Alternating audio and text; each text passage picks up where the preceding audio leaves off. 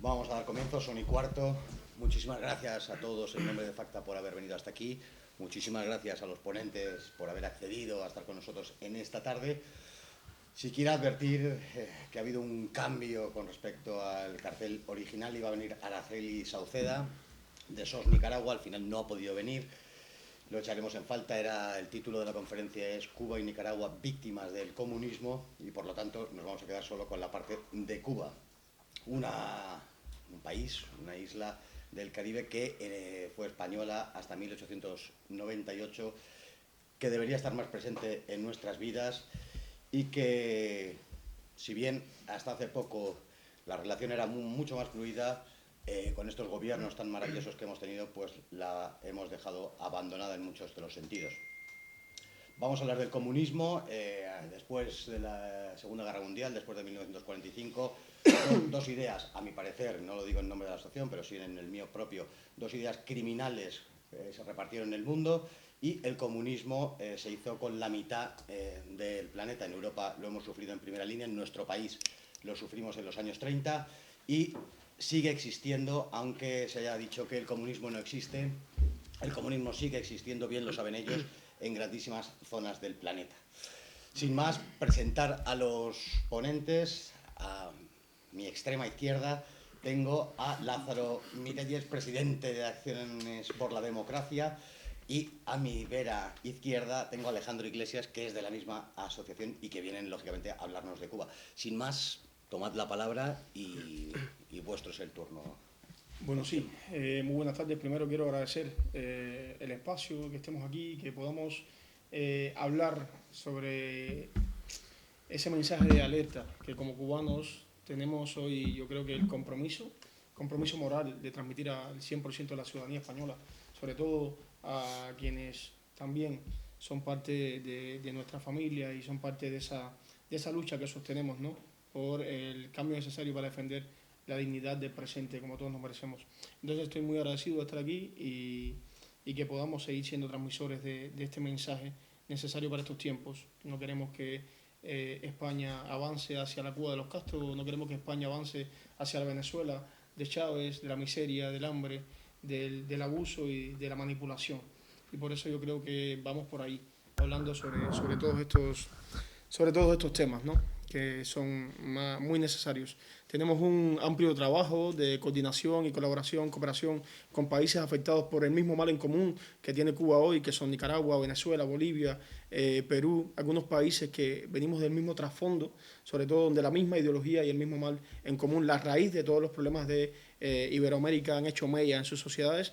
Y por eso es que, bueno, queríamos que hoy también estuviese Araceli, pero al final no ha podido ser por un evento que hay mañana y ella está en la coordinación hoy. Entonces, eso es, Alex. Nada, agradecerles a todos y pedirles perdón porque en un inicio yo sí estaba programado para venir, pero tuve que cancelar por cuestiones de trabajo. Al final me liberaron y les traigo una pequeña exposición sobre el tema que yo quería tocar que organicé a última hora. No sé si empezar. ¿Empiezo? Sí, vale. Todo vuestro. La tengo aquí a forma de chuletilla. Me alegra muchísimo que hayan jóvenes aquí porque el mensaje va ambientado a ellos, y los que no se sientan tan jóvenes, me gustaría que se transportaran a esa época de su vida de juventud, ¿vale? Porque yo vengo a hablarles de lo que es la juventud en el comunismo, la juventud en Cuba, ¿vale? Aquí en España, en el capitalismo, a pesar de la situación que estamos viviendo, todos los jóvenes tenemos aspiraciones, sueños, algunos unos sueños más locos que otros, otros más realistas, más fáciles de conseguir. En Cuba, si ustedes se paran a hablar con cualquier joven y ustedes les dicen qué quieren hacer de mayores, o sea, cuando se gradúen, lo que le van a decir es que quieren su título de bachiller, porque eso les puede funcionar en cualquier país del mundo, se quieren ir del país, pero si no lo logran, se quieren ir para casa a buscarse la vida en la calle. Eso es lo que le van a decir básicamente. Con esta exposición desmonto también el mito de la educación, que es la mejor del mundo entero. Llegué aquí a España con 15 años y les puedo hablar de la educación en España y la educación en Cuba. Hay muchas críticas, claro que sí. Los sistemas del mundo entero tienen fallos y tienen aciertos. El español no es distinto de eso, pero la educación aquí en España yo la veo un poco más completa que en Cuba. Aquí ustedes están acostumbrados a tomar nota, a subrayar en libros, a estudiarse un tema completo. Nosotros no estamos acostumbrados a eso. A nosotros nos llegan y nos dicen, de estas 30 preguntas que les vamos a dar, ustedes se las tienen que estudiar las 30 y les van a salir 3. Eso no es estudio. Eso es aprenderme las preguntas con las respuestas y ya yo sé lo que tengo que escribir, ¿vale? Eso en cuanto al sistema educacional. Dentro de ese mismo sistema educacional, los jóvenes, con todos los problemas que arrastramos por la pubertad, la juventud, la rebeldía, y ustedes saben todo lo que trae la juventud, tenemos que lidiar con la poca vocación que tienen los profesores a la hora de enseñar. A esto me refiero con el carácter de muchos profesores, con las habilidades que tengan de enseñar o no y la poca paciencia que muchos tienen. De hecho, en Cuba hay un dicho que dice, ese profesor es de los de antes. Cuando te suelen decir eso, quiere decir que el profesor es de generaciones pasadas y puede enseñar mejor porque los nuevos profesores están creados en poco tiempo y personas que no han tenido otro camino al que dedicarse y han decidido ser profesores. No tienen la vocación y por lo tanto hay mucho enfrentamiento en cuanto a jóvenes y a profesores. Yo recuerdo, para ponerlos en sintonía, que yo tenía un profesor de inglés que a lo que se dedicaba literalmente era a ligar con mis compañeras de clase en sus clases de inglés y allí nadie sabía nada de inglés y venía el examen de inglés y tú aprobabas con un 60, dejando la prueba en blanco. Yo me acuerdo, así aprobé yo el inglés de mi bachillerato. El de matemática no tenía ganas de enseñar y sus clases eran un auténtico despropósito. Podías escuchar música, podías beber alcohol, podías fumar allí dentro, podías hasta pelear allí dentro, que a él, mientras que el director no se enterase, no le importaba. Esto es un pequeño ejemplo de las cosas a las que uno se enfrenta. Luego está lo que ustedes llaman aquí la chulería, que sí, los jóvenes no éramos fáciles. Les tengo que confesar que no éramos fáciles, éramos bastante rebeldes, pero es propio de la edad. Un profesor tiene que saber lidiar con eso y tiene las herramientas o se las tienen que facilitar para lidiar con estudiantes problemáticos. Eso allí no era así. Eso se te enfrentaba y habían veces que hasta salían fuera del instituto a pegarse con los propios alumnos, que eso es gravísimo. Eso por un lado. Luego, cuando salías tú de clases, en vez de hacer planes como se hacen aquí, de irte a un cine, de irte con tus amigos a un centro comercial, o si ya eres mayor de edad y sales de clase, te vas a tomarte algo o lo que sea, o de fiesta, allí no podíamos hacerlo. Teníamos que estar sentados en las aceras, haciendo literalmente el vago, porque no teníamos ningún interés. Nadie quería estudiar porque todo el mundo sabía de que aunque llegásemos a alcanzar una carrera, esa carrera no nos iba a valer para nada. No íbamos a poder comer ni nosotros mismos, ni íbamos a mantener a nuestros hijos. Muchos médicos en Cuba se dedican a la albañilería, y pongo el ejemplo de la albañilería porque la reforma de mi casa en Cuba la hizo un médico, ¿vale? Que parece increíble aquí en España que un médico se dedique, tenga un segundo empleo porque no le dé para alimentarse con lo que estudió. Luego, como les decía al principio, la gente, los chicos de mi generación, y hablo de mi generación porque cada generación tiene sus problemas y viene con sus características. Los de mi generación, su único sueño es salir del país, como les comenté. Actualmente a mí, compañeros de mi clase y amigos ya no me quedan en mi ciudad, en mi pueblo, ya no me quedan, todos están en Miami. Y con todos hablo a diario y todos están estudiando de nuevo allí en Miami y al mismo tiempo están trabajando. Quiere decir que sí hemos salido con ganas. Esa clase conflictiva, esa clase que no seguía las normas del comunismo, porque es verdad que mi clase no seguía las normas del comunismo, sí está siguiendo las normas que impone el capitalismo, que es prepararte para la vida. Todos se están preparando, en los que yo me incluyo también. Esto es lo que trae la educación gratuita que vende Cuba, que no es una educación gratuita, porque eso sale del trabajo esclavo de nuestros padres y de nuestros abuelos. Yo crecí en una casa donde mis abuelos trabajaban los dos y mi madre trabajaba también. Vale, déjame leer un poco para no perderme. Luego, a ver, estamos expuestos a caer en malos pasos en la delincuencia, no es un tema aislado. Al dedicarnos a buscarnos la vida en la calle estamos expuestos a caer en la delincuencia y la misma dictadura te obliga muchas veces a buscarte la vida en el mercado negro, como se llama aquí, porque es la única forma de llevar el pan a la casa, de alimentar a tus hijos, porque muchos de los chicos de mi edad ya tienen hijos. Muchos de los que estudiaron conmigo ya tienen hijos. Yo soy de los pocos que no tienen hijos. Esto es así. Luego, hay un problema muy grande y es que por lo menos aquí, en los últimos tiempos está costando más trabajo, que es la independencia de los jóvenes, que nos solemos independizar muy jóvenes, ya sea alquilando una habitación, yéndonos a vivir con compañeros, o el que tenga más suerte por su trabajo se independiza solo. Allí no podemos hacer eso. Nosotros tenemos que vivir 2 y 3 generaciones en una misma casa, y eso, todos los problemas que conlleva 3 familias en una misma casa, porque aunque sean familias de sangre, entran personas ajenas a la familia, a formar una nueva familia y todo lo que conlleva eso, el problema generacional ese. Y no podemos hacerlo por los altos precios, o sea, allí te pagan en la moneda que es el peso, pero todo te lo ponen en dólar, que a lo mejor ahora mismo no estoy muy seguro, creo que son 124 pesos un dólar, y te pagan 1.500 o 2.000 pesos. Cuando todo te cuesta 7 dólares, una botella de agua o un refresco, ya ustedes me dirán qué vas a comer tú al mes o qué dinero vas a destinar tú a la renta. Eso por un lado, ahí ya ustedes ven los sueños frustrados, el no poderte independizar, es el sueño de cualquier persona independizarse. Volar de casa, salir un poco del yugo de los padres, ¿no? El independizarse. Y eso no lo vemos allí, o sea que la juventud allí está bastante limitada y ya no les hablo a la hora de expresarnos. Yo crecí en una familia que por parte de padre era una familia opositora al régimen y por parte de madre eran comunistas que trabajaban para el régimen. Así que dentro de lo que cabe crecí bastante normal. Porque a pesar de esas diferencias ideológicas, nunca en mi casa me dijeron tienes que inclinarte por esta o tienes que inclinarte por la otra. Nunca me lo dijeron y eso sí es algo que tengo que agradecer de la enseñanza, de las tantas cosas que tengo que agradecer de mi educación en casa, esa sí la tengo que agradecer. Nunca me lo dijeron, pero sí sufrí la represión, entre comillas, de mi abuela, porque a veces yo me expresaba por cosas lógicas contra el régimen y ella me decía, cállate la boca que te vas a meter en problemas. Eso es muy común allí.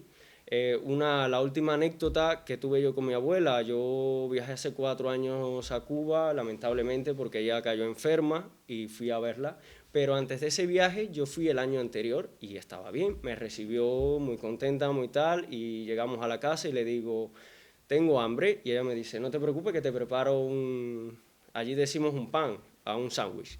Y cuando me da el pan sabía a tierra. O sea, yo lo escupí y me fui al portal de mi casa y lo tiré contra la calle y le dije, esto que se lo coma Fidel o Raúl Castro, lo dije muy alto.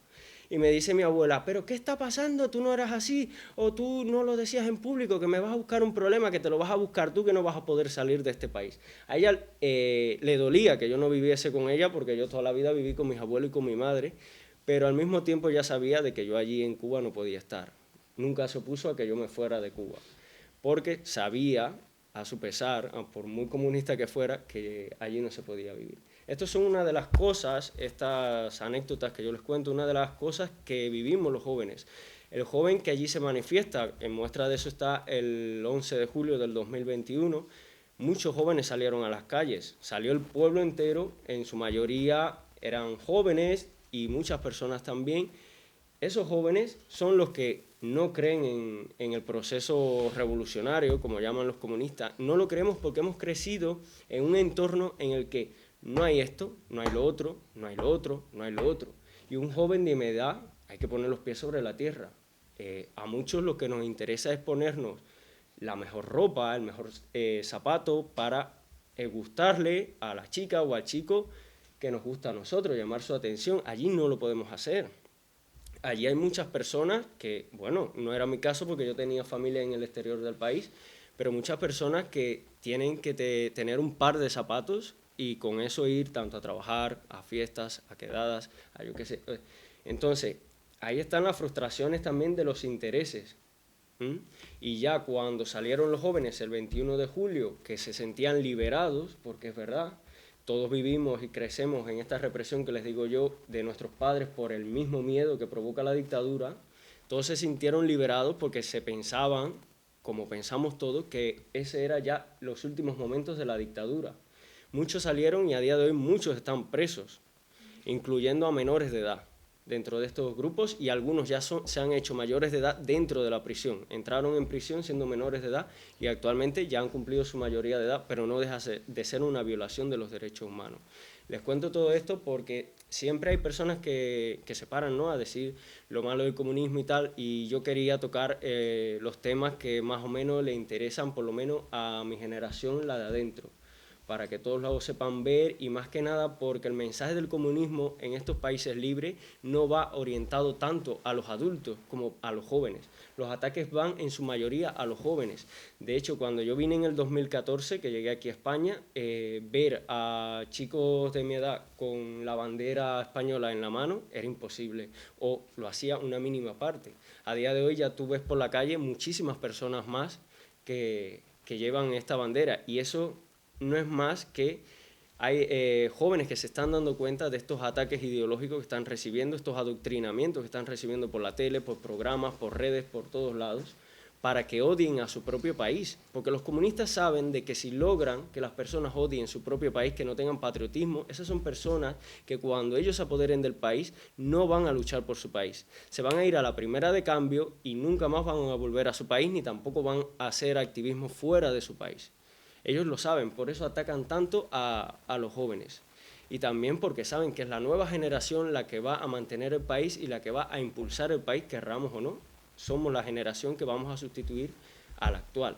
Entonces, los ataques del comunismo actual van más orientados a jóvenes, van a la sociedad entera, entiéndame, pero en un énfasis hacia los jóvenes. De ahí la ideología de género, de ahí todas estas ideologías que han surgido. Los lobbies. Los lobbies, sí, perdón.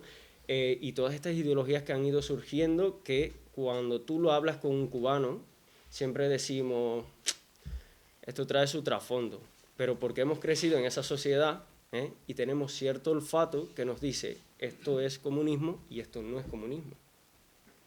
¿Vale? Entonces, sí, mi exposición iba por ahí. Muchas gracias por escucharme y cedo la palabra al siguiente. Carlos. Siguiente.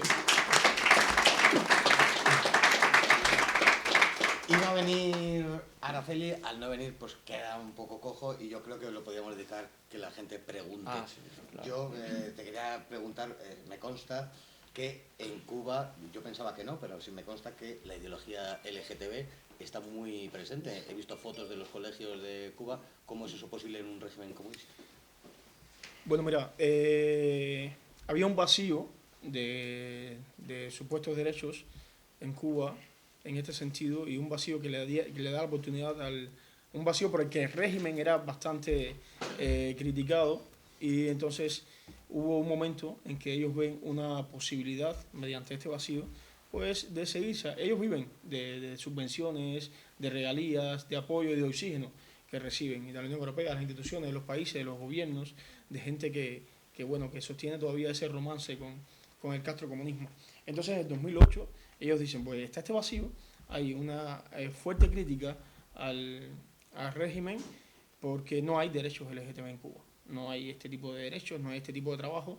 Y entonces Fidel Castro da un discurso y dice, yo soy el culpable del holocausto, la comunidad LGTB, la comunidad religiosa, la comunidad intelectual sufrió un holocausto en el país a inicios de la revolución de los Castro, al que nosotros llamamos la OMA, el que se llamó la OMA, que era una brigada de producción donde todos estos grupos iban enviados a hacer trabajo forzoso, los que no lograban salir del país y los lograban meter en prisión. Entonces Fidel dice, yo soy el responsable. Al inicio de la revolución estábamos más concentrados en temas necesarios para la revolución y entonces no tuvimos presente este tipo de cosas. Él como que se culpabiliza un poco y entonces esto da pues la posibilidad de que se empezase a decir que se iba a trabajar en este sentido y viene, es cuando sale a la luz un personaje de estos de los oscuros de la revolución, una de las cosas que ellos siempre van metiendo cada rato, que es Mariela Castro. Mariela Castro es la hija de Raúl,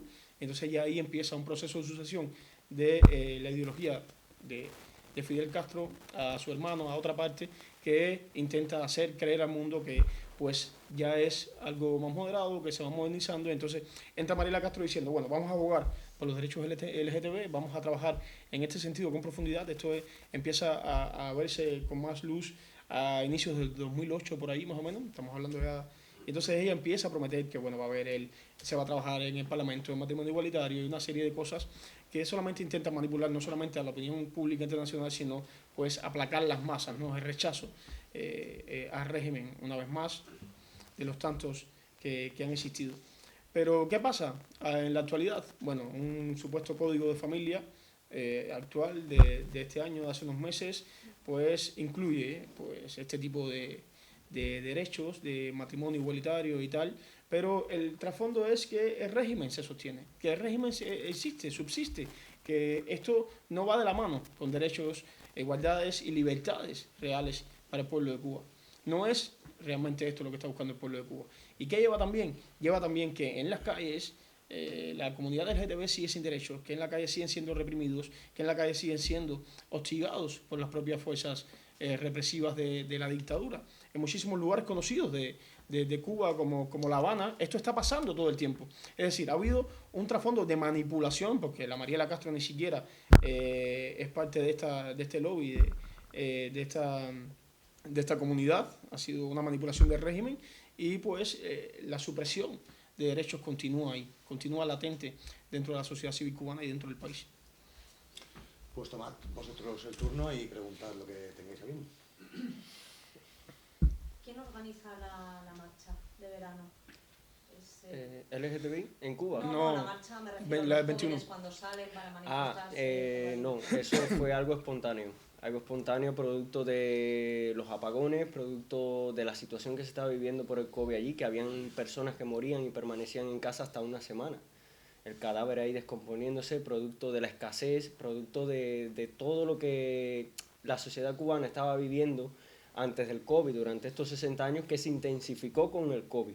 Fue producto de todo eso y ya la sociedad se cansó y por eso veíamos en las calles que gritaban libertad. No gritaban medicina, no gritaban comida, como sí se empezaron a decir en las primeras imágenes aquí en la televisión, que el pueblo gritaba porque no tenía que comer. No, el pueblo gritaba libertad y están las imágenes que lo certifican.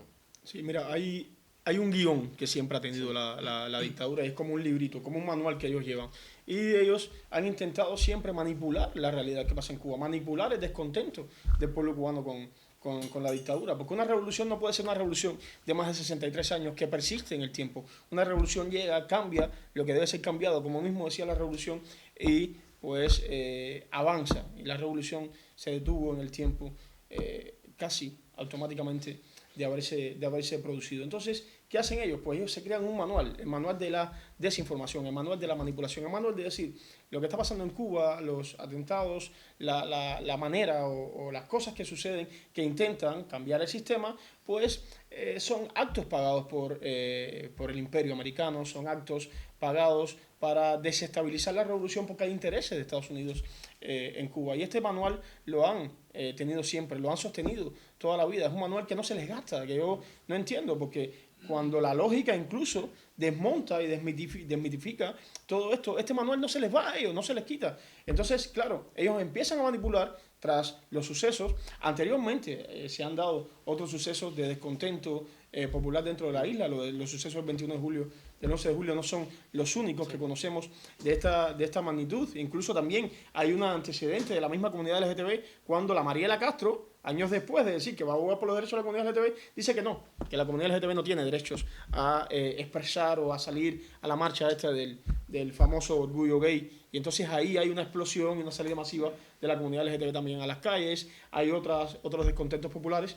Entonces ellos manipulan diciendo que esto es pagado por los Estados Unidos, que intentan, recrudecer las sanciones y el embargo, y todo esto va en contra del pueblo de Cuba. Pero lo que indica la realidad es que no es así. Lo que indica la realidad es que el régimen ha incrementado la miseria, ha incrementado el abuso con las familias en Cuba, ha incrementado el hambre, ha incrementado la represión al pueblo que intenta cambiar las cosas, porque queremos un cambio de sistema. Entonces esto es lo que ha hecho que la gota colme el vaso y la gente haya salido a las calles, y la gente haya protestado en las calles, y la gente haya querido libertad y cambio de una manera tan espontánea. Yo creo que las manifestaciones del 11 de julio son la mejor muestra de que el pueblo cubano está totalmente convencido de que hay que sacar a la dictadura del poder.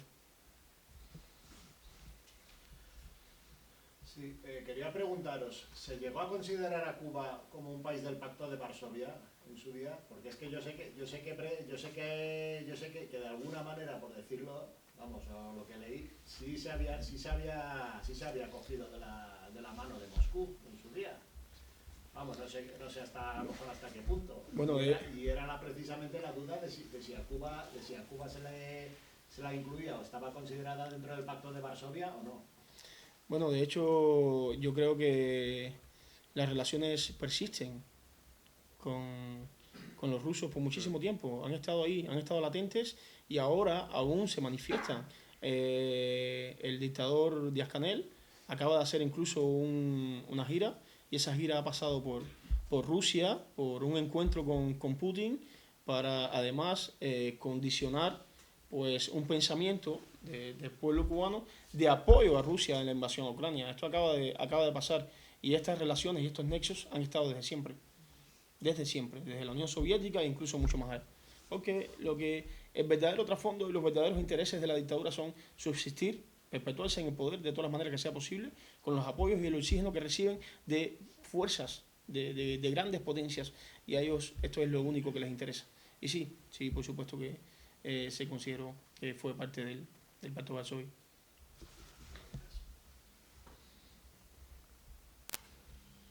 ¿Te puedo hacer una pregunta? ¿Cuándo pueda?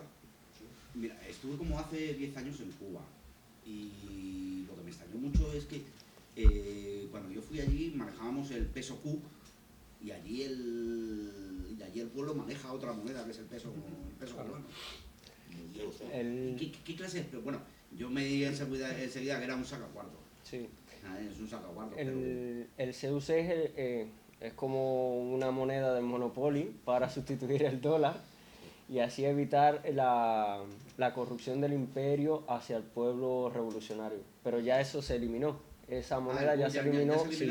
Se subieron los sueldos y al mismo tiempo que se subieron los sueldos se subió todo aún más. Así que siguen en la misma situación y quizás un poco más apretada la familia. Bueno, es una locura total. Hubo una locura. Sí, sí. Claro, llegaban y ibas a coger cualquier cosa y te hacían peso. Hubo una época en que... Lo que querían eran Q. Sí. Hubo una época, es que en Cuba todo es, yo creo que es como de otro mundo la realidad que vive el cubano, ¿no? Hubo una época en que el dólar estaba prohibido en Cuba, después hay una época en que lo único que quieren es la recaudación de divisas. Ahora la moneda que gusta al régimen es el euro.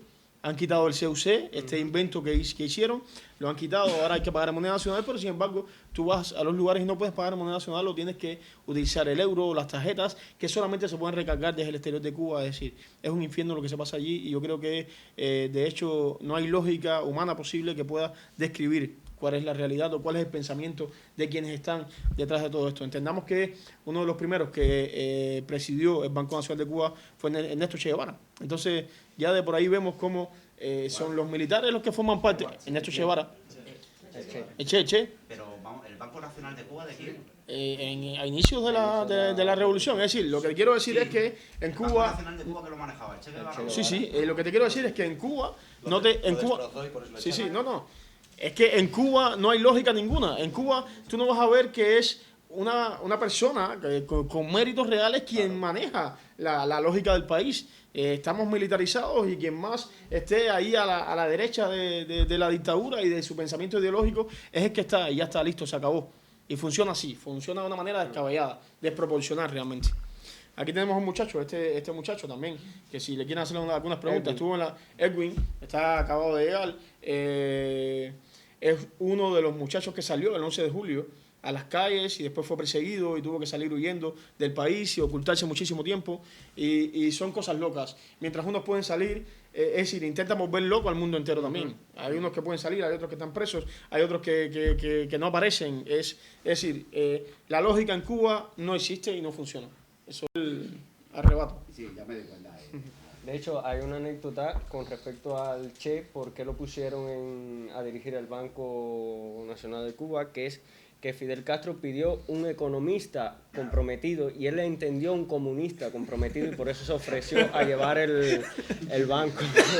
Sí, pero es real, sí. Y fue por eso, pero, o sea, lo destrozó porque no tenía conocimiento de nada. Se dice en su biografía que él era enfermero, pero en verdad él nunca terminó la carrera de... Él lo que era un sanguinario, que le gustaba matar, por eso iba buscando pleitos y guerrillas por todos lados. Hola. Yo quería saber cómo ha vivido el pueblo cubano, o qué opina el pueblo cubano del supuesto bloqueo que les ha metido Estados Unidos desde hace tantísimos años. Bueno, cuando hablamos del manual de la dictadura y del pensamiento que ellos además intentan creerse ellos mismos, no sé de qué manera, para vendérselo al mundo también, yo creo que uno de los principales ejemplos es el bloqueo, que no existe tal bloqueo, existe un embargo económico y entonces, bueno, yo creo que es la principal herramienta que ellos utilizan siempre. Vemos cosas tan absurdas y tan espantosas que ahora mismo acabamos de ver un discurso horroroso de Josep Borrell, ese... no sé aquí, no sé cómo decirle, diciendo que la Unión Europea tiene que proteger a sus empresas y por proteger a sus empresas están en total desacuerdo con el supuesto bloqueo. Pero el bloqueo, sin embargo, que nosotros entendemos que existe, es el bloqueo de la dictadura, del régimen castrocomunista con el pueblo. Es el bloqueo que, por supuesto, no impide que el pollo que se comen los cubanos hoy, o el pollo que llega, o el pollo que se vende, o el pollo que se les da, que también se vende, por supuesto, por la famosa libreta de abastecimiento, dice Made in USA.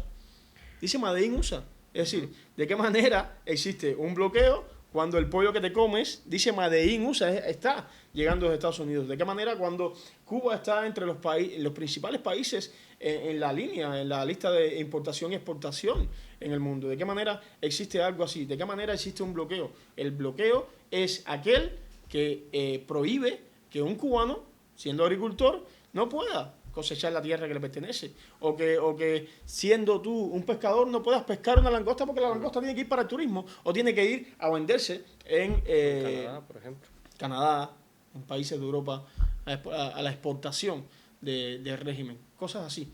Entonces yo creo que lo que pensamos, quienes trabajamos en este sentido, quienes lo vemos así, es que no existe el bloqueo, que ha sido una herramienta más del régimen para hacerse ir de víctima por el mundo por tantísimos años. Sí, que matizar algo. Él habló, por ejemplo, de Estados Unidos, pero España le envía productos a Cuba para que lo comercialicen, porque, como les comenté, hacía 4 años viajamos mi madre y yo, ella viajó primero que yo, y yo viajé unos días antes, y ella me llamó a mí y me dijo, los productos del Alcampo, marca Uchan, los están vendiendo aquí en Cuba. O sea que no es solamente Estados Unidos, no es solamente Canadá, España también comercializa con Cuba y un montón de países más. De hecho, hay más de 300 empresas españolas y europeas ahora mismo comercializando dentro del país y se pretende, se estima, se ha filtrado una información que a partir del mes de enero incluso hasta el Corte Inglés y otras empresas van a estar allí, sí, abrir tiendas allí. Yo quería comentar algo y es que, a ver, en la revista Shanghai Shanghai, se estaba promocionando un hotel LGTBI en Cuba, y lo cual me parecía muy irónico porque yo decía, coño, Shanghai es una revista en su mayoría, las personas que trabajan ahí son gays, son homosexuales, y fervientes luchadores por los derechos homosexuales, y cómo es que tú no sabes que en Cuba los homosexuales son reprimidos. ¿Qué te pasa? La doble vara de medir. Veíamos el año pasado como una diputada, gracias a Dios que ya no es diputada, que la sacaron su propio partido, que se llama Carla Antonelli, esta diputada de la Asamblea de Madrid, estaba en La Habana con Pastora Soler y una delegación del PSOE, del mal llamado Partido Socialista Obrero Español, cuando debería llamarse Partido Sanchista, pues estaban allí y en el mismo malecón donde toda el lobby LGTB cada noche se reúne y es reprimido por las fuerzas de la policía política de la dictadura, pues se daban un banquete de langostas, langostas que son prohibidas para el pueblo cubano. Quien allí pues te vean con un kilito de langostas o tratando de comprarla porque se compra mucho de manera negra, pues puedes ir hasta 5 años de prisión solamente por comer langosta. Y estaba esta hipócrita de Carla Antonelli, pues comiendo langosta en Cuba, sanchando ahí en un malecón. ¿Qué posibilidad veis vosotros de que se pudiera revertir la situación, de que se pudieran celebrar elecciones libres en Cuba? ¿O eso es un sueño, es una cosa? Mira, ¿qué posibilidad vemos en España de que Sánchez se vaya allá? Porque está acabando con este país y no hacemos nada. Está acabando con este país y no salimos a las calles. Está acabando con este país y estamos ahí, todo el mundo en la silla de confort, todo el mundo en su casa sentadito, muy tranquilo, muy divino, como si nada estuviese pasando. Y está pasando muchísimo. Está pasando muchísimo. Y yo me quedo así y digo, pero ¿hasta cuándo? ¿No estamos cansados de todo lo que nos están metiendo? ¿No estamos cansados de todo lo que nos están haciendo? ¿No estamos cansados de todo lo que nos está pasando? Y seguimos sin hacer absolutamente nada. Y digo, los españoles, digo, los partidos políticos, digo, todo el mundo, ¿hasta cuándo? Cuando allí vemos ahora una foto en Colón donde tenía que estar todo el mundo, tenía que multiplicarse por 100, porque realmente si tú sales a las calles está todo el mundo cansado de lo que está sucediendo. Y si tú caminas las calles de Cuba está todo el mundo cansado de la dictadura desde hace muchísimos años.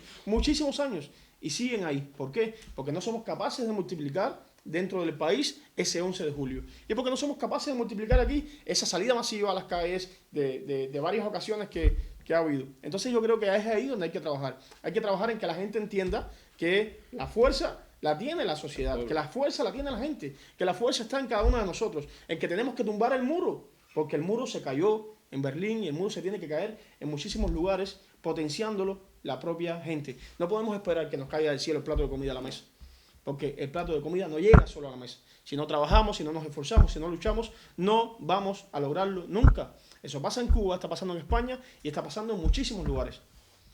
Ha pasado en Brasil ahora mismo, ha pasado en Chile, ha pasado en dónde está pasando, en muchísimos lugares. Cuando vemos un mapa de ahora mismo de América, vemos un mapa rojo. ¿Por qué? Secuestrado por terroristas. Si no ha funcionado, si a lo largo de los años estamos viendo que no ha funcionado, que lo que ahora le dicen sociodemocracia es el mismo trasfondo ideológico, el mismo pensamiento que trae el comunismo, que no ha funcionado en Cuba, que es la raíz de todo el problema. Y lo seguimos viendo y lo tenemos en España. Hemos permitido que se nos meta aquí, que nos cale la sangre ahí como un virus. No, si el principal virus que ha pasado por aquí no es el COVID ha sido el sanchismo y la mierda y la mentira y la manipulación de toda esta gente. Entonces depende de nosotros, depende de lo que seamos capaces de hacer y cómo vamos a concientizar a la gente y cómo vamos a intentar cambiar las cosas, pero ya de manera radical, allí y aquí. Y la solución es la salida del régimen de Cuba y ya está. Sí, cuando claro, eso... porque encima allí sales y te expones a que te detengan. Quiero decir, aquí todavía no hemos llegado Sí, a eso. sí, sí. Bueno, hay mucho... Todavía. Es verdad que la sociedad No, cubana... no se cuestan medios. Es verdad que la sociedad cubana vive con mucho miedo. Mucho miedo. Es un miedo que se nos ha sembrado desde hace 60 años. O sea, viene de 3 generaciones hacia acá. 3-4 generaciones. Pero yo creo que el 11 de julio es una muestra del cansancio que tiene el pueblo cubano y que eso se va a volver a repetir, no a lo mejor a la misma escala, pero sí en pequeñas escalas. Lo vivíamos en septiembre y lo vivíamos en octubre, cuando pasó el ciclón no recuerdo el nombre, Ian, si no me equivoco. El país colapsó porque se pasaron hasta 3 días sin electricidad. No tenían comida porque la comida que tenían en las neveras se le había echado a perder. Y la gente estaba saliendo a las calles. Se tuvieron que poner las pilas y tuvieron que poner luz para mantener a ese pueblo calmado por un lado.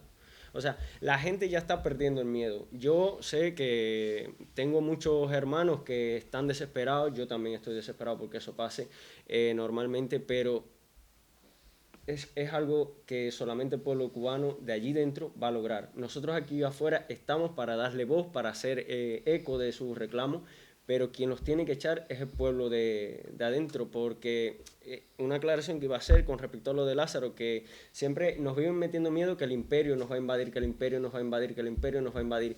Y en el 11 de julio, en estas manifestaciones, la comunidad cubana en Miami se concentró delante de una base militar allí en Miami y le pedían a los militares que hicieran una intervención militar en Cuba, y los militares lo más que llegaron a hacer creo que fue que izaron la bandera como duelo o algo así, en respeto, ¿no?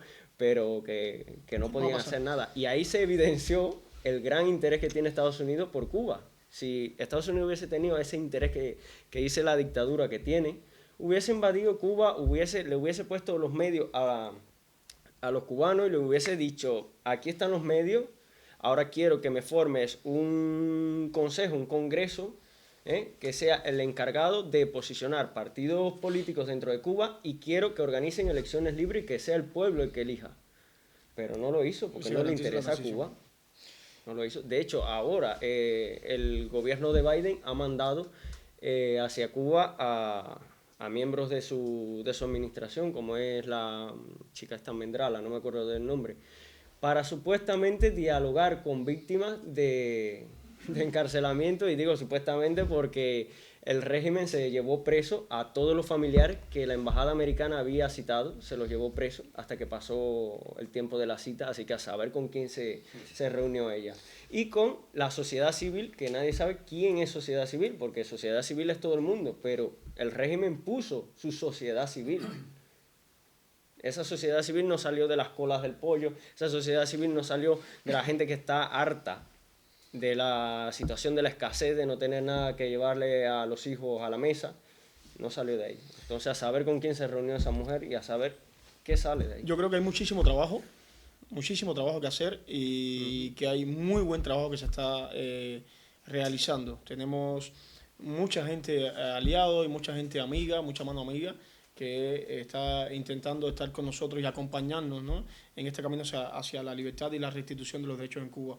Creo que debemos lograr, en primera instancia, que aislar a la dictadura política y económicamente, aislarla, encrudecer las sanciones económicas, y bueno, de alguna manera yo creo que habría esto, o potenciaría o condicionaría un cambio de sistema y la apertura que necesitamos en camino hacia la transición. En eso estamos ahora mismo. Vale, yo tengo una duda. Vosotros siendo de Cuba y llevando el tiempo que lleváis aquí en España, ¿pensáis que de aquí a 5, 10, 15, 20 años podría España llegar a la situación que se vive en general en Sudamérica? Sí. Porque nos están empezando a meter miedo. Llevamos Sí. años con miedo de no salir a la calle, por eso la gente no sale a la Sí, calle. de hecho la censura ya está implantada aquí en España, que es que tú no puedes decir Islam, no, porque ofendes a la comunidad islámica, no puedes decir negro porque ofendes a la comunidad negra, no puedes decir, perdónenme por la palabra, maricón porque ofendes a la comunidad homosexual. O sea, ahora estamos en una... Yo escuchaba, ¿no?, de uno de mis clientes en la tienda que me decía, esta generación es de cristal, y yo le rectificaba y yo decía, no, esta época es la de cristal, porque muchos de los que se hacen de cristal no son ni siquiera de mi generación, son personas adoctrinadas, resentidos, porque toda esta ideología primero ataca a los resentidos, de tú estás así por culpa del capitalismo, tú estás así porque el capitalismo no te ha dado la oportunidad. Y mira, perdóname, yo soy un vivo ejemplo. Yo llevé 4 años trabajando en un supermercado y ahora soy compañero de trabajo de ella. Entonces, yo estudié lo que yo estudié, no encontré en mi momento un puesto de trabajo, pero es que lo tengo ahora. O sea, lo pregunto ya que, somos unos pocos los jóvenes nacionalistas que salimos a la calle. no te creas que somos tan pocos, ¿eh? Bueno, al final en una manifestación, mi pregunta es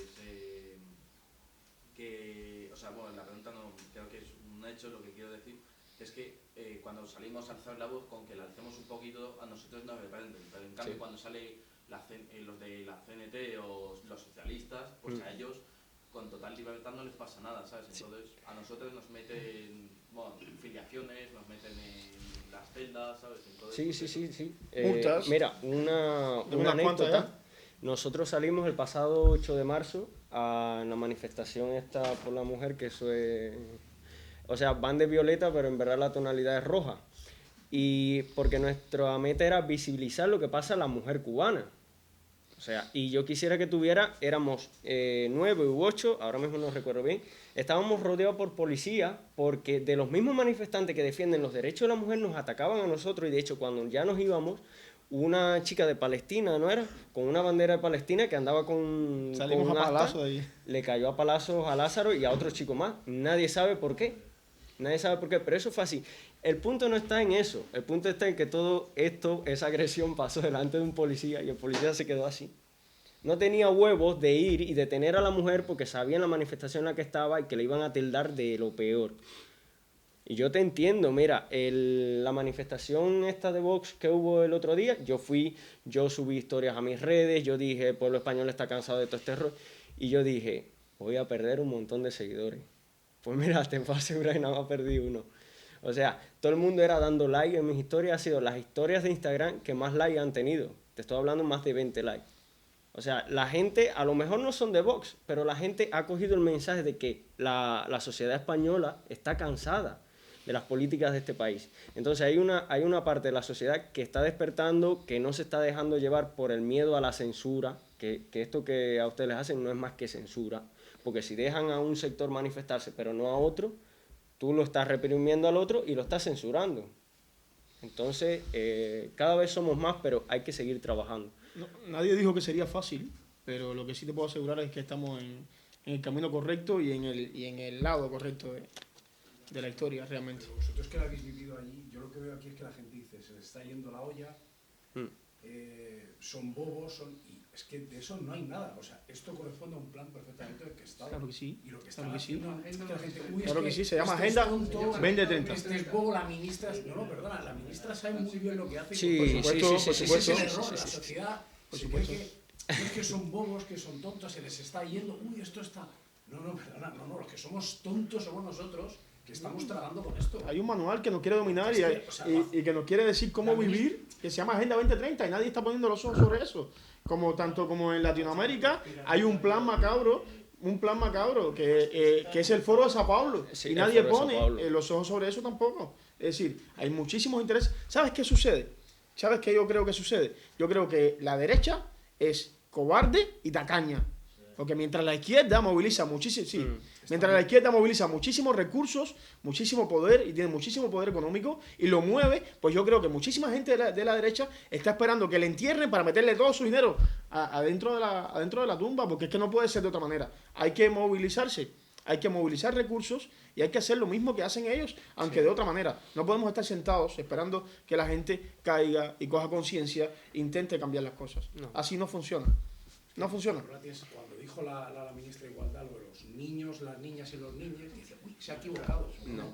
Claro que no se equivocó. Estaba defendiendo clarísimo. No, es que eso era una pantalla. Y lo peor no es haberlo dicho en su momento. Lo peor no es haberlo dicho en su momento. Lo peor es que esto ha traído como consecuencia que quizás ahora tú vas y una persona te dice en la calle que tú tienes que decirle niñe, o tienes que trabajarle con lenguaje inclusivo, no te da la gana, pues vas a ser tú el que va Tú eres el malo. criminalizado. Porque no le incluso, estás respetando. ¿sabes? En fin. Es muy mal pensado. No. Yo estaba en la universidad hace 15 días que fui a dar una charla en la universidad a presentar un documental que hicimos en la universidad, en la Facultad de Periodismo, de Ciencias de la Información. Y ahí me decían los mismos muchachos a los que nosotros estamos diciéndolo, necesitamos un periodismo responsable, un periodismo de investigación, un periodismo además profundo, y me decían, bueno, entonces tú, ¿por qué no estás de acuerdo con el Código de Familia en Cuba? Es decir, con el código que supuestamente es el que ha traído el matrimonio igualitario. ¿Que por qué no estoy de acuerdo? Coño, no estoy de acuerdo porque yo lo único que quiero es libertad, y porque esto es una manipulación más y un invento más para intentar mantener calmada a un sector de la población.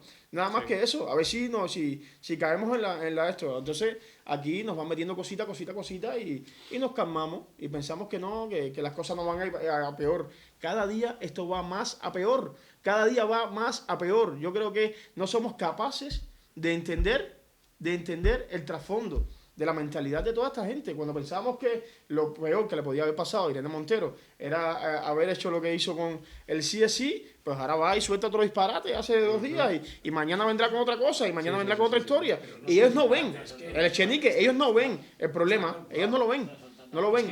Y no es que no lo vean, es que no les da la gana verlo, está súper planificado. Eso está Claro que sí. Creo que la gente no lo logra ver. Claro que sí. Está calibrado. Vamos, Claro que sí. última- Y cuidado, porque ahora vienen elecciones. Sí. Cuidado, porque muchísimas sorpresas podemos tener. Podemos tener en las próximas elecciones una sorpresa de que pongamos a Feijóo por estar comiendo mierda de presidente y cuando necesite un pacto de gobierno lo haga con Pedro Sánchez y lo vuelva a meter ahí. Aquí. Nos vamos acercando a la hora y últimas 2 preguntas. Sea tuya la penúltima. Estamos hablando mucho del comunismo, pero es que han pactado el capitalismo. Aquí ves a la derecha, que tú has dicho, Feijóo, el PP, eso que era aquí, antes era la derecha aquí de toda la vida, y ahora fíjate lo que se ha convertido. En un PSOE se ha ido todo. Una derecha Pues es la derecha cobarde. Ese es el problema. Ahí lo ves en Rusia, el comunismo es como un reducto del comunismo viejo de Corea del Norte, Cuba, eso ya. Pero lo peor es que la derecha, el capitalismo, ha pactado con eso y se ha hecho marxismo cultural, que eso es lo de lo que está hablando de la Agenda 2030. Ahí está. Eso es peor aquí, estamos peores en España que en Cuba. Usted sabe. Eso es, aquí, esto es como un virus. Y ahí a los comunistas, los polacos, todos esos están... Es como que tuviésemos el chip reseteado así. Esto es la muerte. Ya está. Esto está sentenciado a la muerte. Y lo otro te arruina, te mata de hambre, pero puedes... Es como si tuviésemos el chip reseteado. ¿Saben lo que ha hecho Feijóo?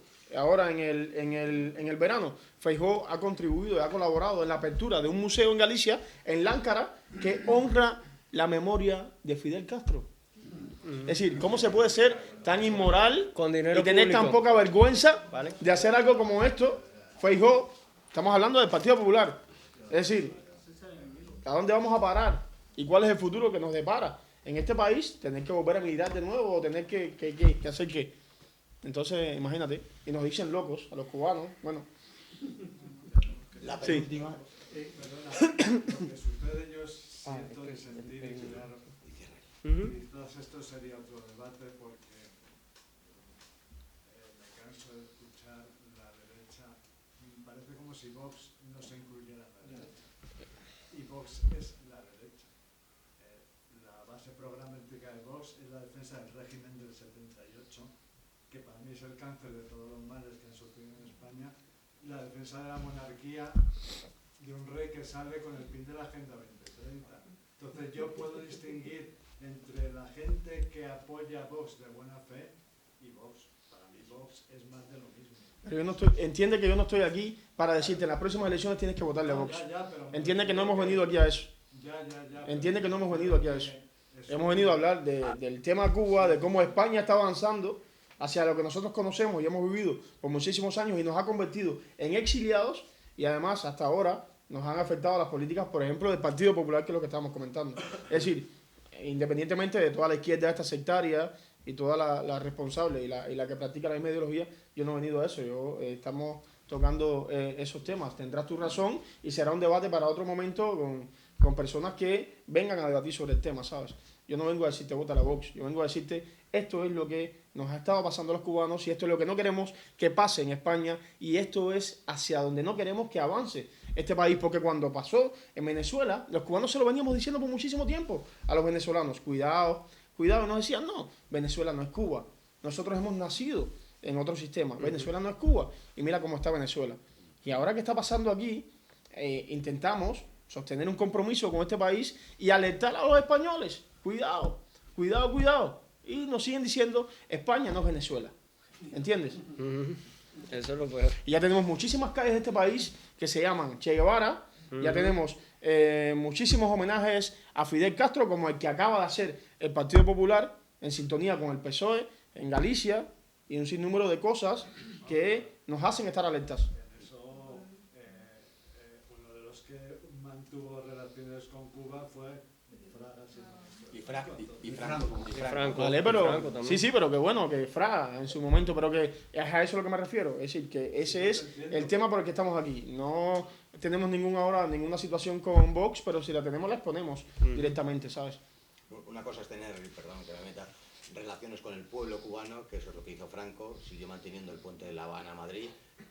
Fidel se lo agradeció públicamente, pero no lo hacía por Fidel Castro o por el Partido Comunista Cubano, sino lo hacía por el pueblo de Cuba. Y ahora sí, vamos a la última pregunta. Sí, yo la pregunta que tenía era básicamente, completando un poquito más lo que había dicho mi compañero, es que a la hora de salir a la calle, a la hora de manifestarse y a la hora de decir, bueno, lo que pensamos, llega un momento en el que la diferencia está en que cuando el Partido Socialista o cualquier tipo de régimen socialista en general sale a la calle y se manifiesta, no pasa absolutamente nada, y efectivamente cuando nosotros nos manifestamos, pues nos llueven piedras o nos llueven lo que sea. Entonces, tú llegas a tu casa después de ese momento y dices, ¿cuál es la solución? ¿Me radicalizo, me vuelvo más extremista en cuanto a mis ideas y sigo luchando fermamente a estas? ¿O cambio y soy una persona más apacible, más resguardada, más tal? ¿Cuál es la solución? Porque si yo me radicalizo, le estoy dando la razón a los que me dicen que yo soy radical. Sin embargo, si no lo hago, no lucho y no llego a lo que lo que mi pueblo quiere, ¿no? A lo que yo quiero. ¿Cuál sería la solución ante ese...? Yo creo que intentar hacer las cosas bien, intentarlo al menos, ¿no? Intentar ir por los canales establecidos, pedir los permisos. A ver, te lo dice también uno que actúa como tú y que ya tengo multas acumuladas y 1000 situaciones por todo este mismo tipo de historias, ¿no? Entonces yo creo que no soy el vivo ejemplo como para decirte a ti qué hacer. Soy uno que ahora mismo, si estoy en un evento, qué sé yo, con Abascal, yo trabajo en Lavapiés, y Lavapiés y embajadores enteros están en todos los postes pegados a mi foto con Abascal diciendo hay un nazi en Lavapiés. Es decir, y yo voy para allá y le pongo la pegatina en la cara al que lo puso porque sé quién fue. Es que es verdad. ¿Entiendes? Sí, ahora mismo estoy pasando por todas esas cosas. Y voy y le pongo la pegatina en la cara al que fue porque sé quién fue. ¿Entiendes? Y entonces me busco 1000 problemas. Tengo un expediente así con la Guardia Civil, un expediente así con la Policía Nacional. ¿Por qué? Y soy yo la víctima, realmente. Pero no voy de víctima, voy intentando decir, coño, no me da la gana que me pase esto directamente. Pero bueno, claro, hay canales a lo mejor para pedir los permisos de manifestación, hay vías legales para hacerlo y hay, no sé, intentar de la manera que no sea posible, la mayor cantidad del tiempo, bueno, hacer las cosas de la mejor manera que podamos. ¿Qué te voy a comentar? Pues sin más, recordar una vez más que el comunismo ha matado a 100 millones de personas, que ha sido la ideología más criminal que ha salido de las meninges del ser humano y espero que os haya gustado y si es así, agradezcámoslo con un aplauso a los chicos.